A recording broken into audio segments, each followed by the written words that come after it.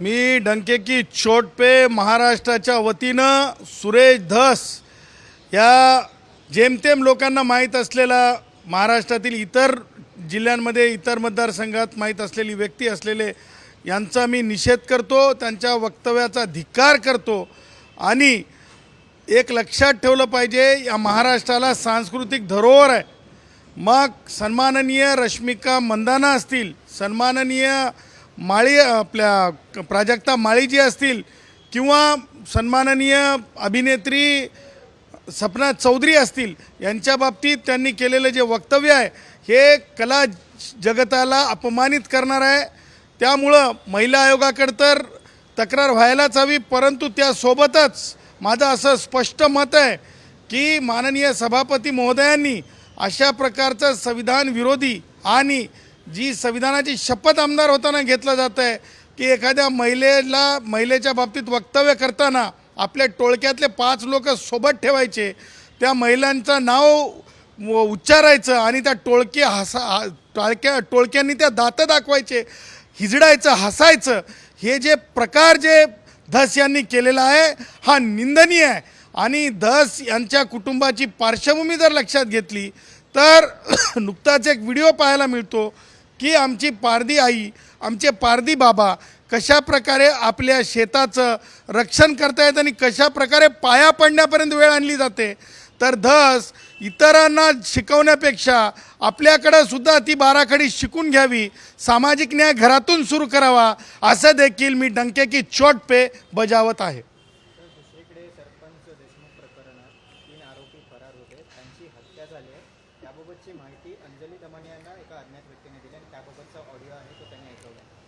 पोलिसांनी त्या गोष्टीला दुजोरा दिल्याचं, तपास यंत्रणेने त्या गोष्टीला दुजोरा दिल्याचं मला ऐकवण्यात नाही।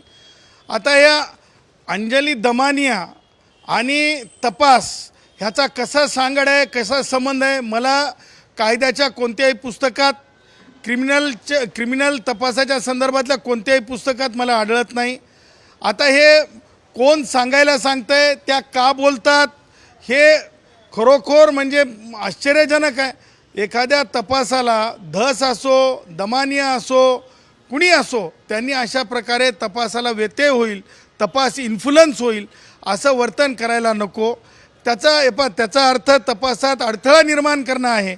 आणि म्हणून मला तपास यंत्रणेवर इन्फ्लुअन्स करणारा जो आज मोर्चा होता, त्या मोर्चाला सुद्धा मला हेच म्हणायचं आहे की तपासामध्ये अडथळा निर्माण करणारं कार्य करणं हे चुकीचं आहे।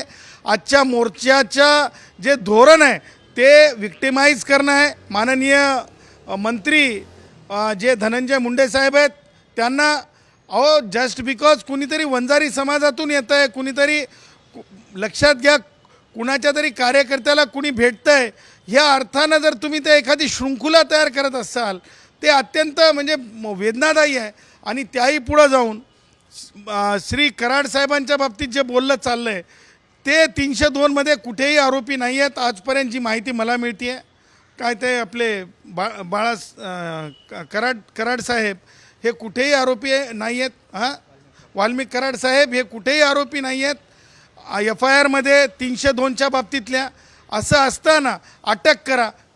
धस मला सांगा, FIR-मध्येच तरतूद आहे का की अटकेची मागणी करावी? FIR-ची तरतूद ही गुन्हा नोंदवण्याची आहे आणि अटकेची तरतूद ही पोलिसांचं प्रोगेटिव्ह आहे।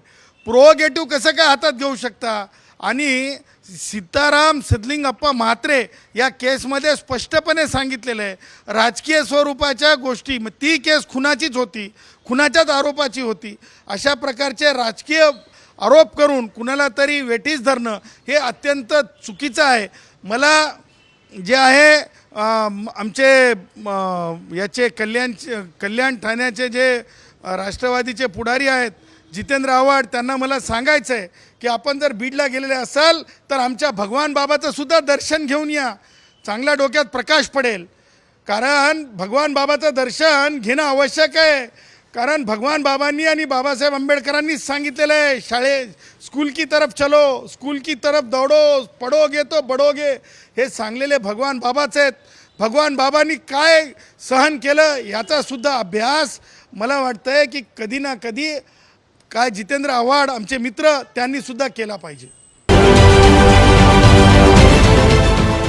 देश विदेशातील प्रत्येक घडामोडींचे लाईव्ह अपडेट मिळवण्यासाठी आता साम टीव्हीच्या सर्व सोशल मीडिया प्लॅटफॉर्मला लाईक, फॉलो आणि सबस्क्राईब करा. तसंच सर्व नोटिफिकेशनसाठी बेल आयकॉन प्रेस करायला विसरू नका.